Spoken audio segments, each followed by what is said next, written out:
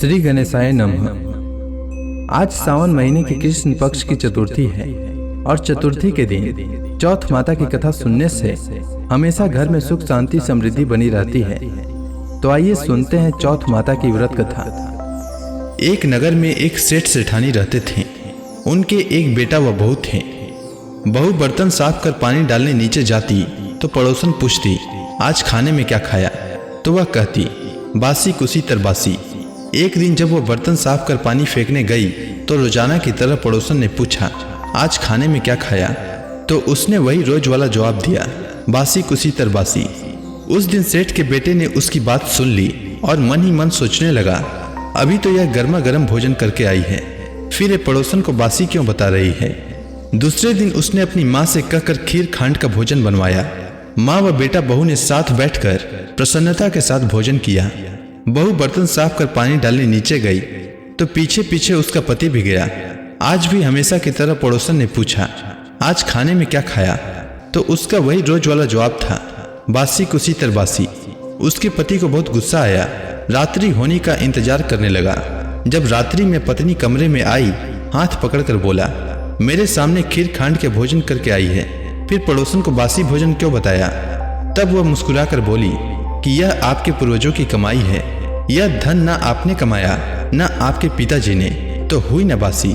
यह सुनकर उसने परदेश जाने का विचार कर सुबह उठकर माँ से बोला, माँ मैं कमाने के लिए परदेश जाऊंगा। तब माँ ने कहा, अपने पास बहुत धन है, तुझे परदेश जाने की क्या आवश्यकता है? लेकिन वह नहीं माना और माँ की आज्ञा लेकर वह कमाने के लिए परदेश चला गया। वहां उसको एक सेठ के यहाँ नौकरी मिल गई। कुछ समय में ही उसने सारा काम काज संभाल लिया। सेठ का विश्वास पात्र बन गया। सेठ अपना सारा कारोबार उसे सौंप कर तीर्थ यात्रा पर चला गया। इधर सास ने बहू से कह रखा था कि परिंदे का पानी और चूल्हे की आग कभी मत बुझने देना, परंतु एक दिन चूल्हे की आग बुझ गई। बहू पड़ोसन के घर अग्नि लेने गई। उसने देखा कि पड़ोस की औरतें बैसाख की चौथ माता की पूजा कर रही थी। उसने पूछा, आप यह किस माता का पूजन कर रही हैं और इस पूजा को करने से क्या फल मिलता है? तब पड़ोसन ने कहा, यह चौथ माता का व्रत है। इस व्रत को करने से स्त्रियों को अखंड सौभाग्य, उत्तम रूप, गुणवान संतान, सुख तथा बिछड़े का मिलन होता है। तब उसने बताया, मेरे पति परदेश गए हैं, मैं भी चौथ माता का व्रत करना चाहती हूँ, पर मेरी सास मुझे घर से बाहर नहीं आने देती है, तो मुझे कैसे मालूम चलेगा कि चौथ का व्रत कब आया?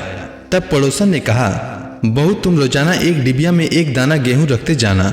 जब 30 दाने हो जाएं, उस दिन चौथ माता का व्रत रख लेना और शाम को चौथ विनायक जी का पूजन कर चंद्रमा का अर्घ्य देकर फिर खाना खा लेना।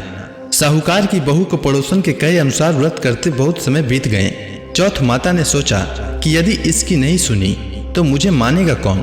तब चौथ माता ने साहूकार के बेटे को स्वप्न में जाकर कहा कि साहू का बेटा सो रहा है या जाग रहा है? तो उसने कहा, ना सो रहा हूँ ना जाग रहा हूँ, चिंता में हूँ। इस पर चौथ माता ने कहा, चिंता छोड़ और घर जाकर तेरे परिवार को संभाल।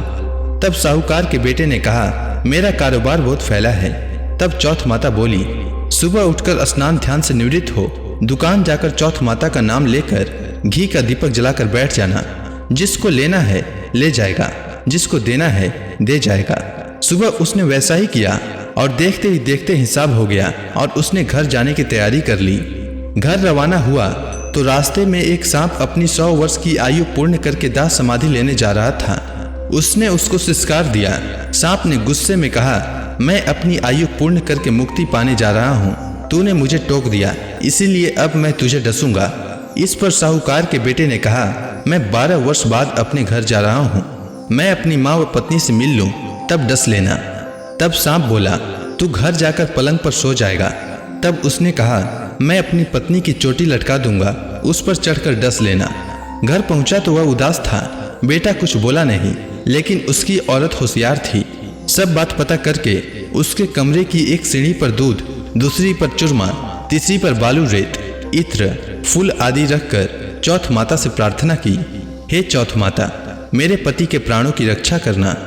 अर्धरात्रि में सांप आया और दूध पिया। चूरमे व बालू मिट्टी में किलोले करा, पर बोला, साहूकार के बेटे की बहुत सुख तो बहुत दिया, पर वचनों का बंधा हूँ, डसूंगा तो जरूर। तब चौथ विंदायक जी ने सोचा इसकी रक्षा तो करनी चाहिए।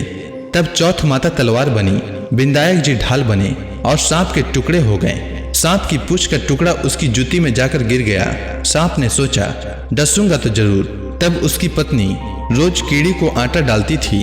तब सब कीड़ियों ने मिलकर उसकी पूंछ को खोखला कर दिया। साहूकार के बेटे को नींद नहीं आ रही थी। वह अपनी पत्नी के साथ चौपड़ पासा खेलने लगे। सुबह देर तक जब बहू बेटे नहीं उठे तो साहूकारनी जगाने गई तो सीढ़ियों पर खून ही खून देखकर जोर जोर से रोने लगी कि मेरे बेटा बहू को किसी ने मार दिया। रोने की आवाज से बेटे बहू उठ गए और बेटे ने कहा माँ हमारा बेरी दुश्मन मरा है, यहाँ सफाई करवाओ तब हम बाहर आएंगे। माँ ने वहाँ सफाई करवाई। बेटा बहू नीचे आए। बेटे ने पूछा मेरे पीछे से किसी ने कोई धर्म पुण्य किया क्या? तो बहू ने हामी भरी। तब सास बोली तू 4 समय खाना खाती थी, तूने क्या धर्म किया? तब बहू बोली मैं चौथ विंदायक जी का व्रत करती थी। एक समय का खाना पानी वाली को देती, दूसरी बार का गाय के बछड़े को, तीसरी बार का जमीन में गाड़ देती और चौथी बार का चांद को अर्घ देकर स्वयं खा लेती। मैंने बनिए की दुकान से पूजा का सामान मंगवाया, उसका हिसाब कर देना। सास ने पानी वाली से पूछा तो उसने कहा महीने की हर चौथ को मुझे खाना देती थी। बछड़े के मुंह से फूल गिरने लगे।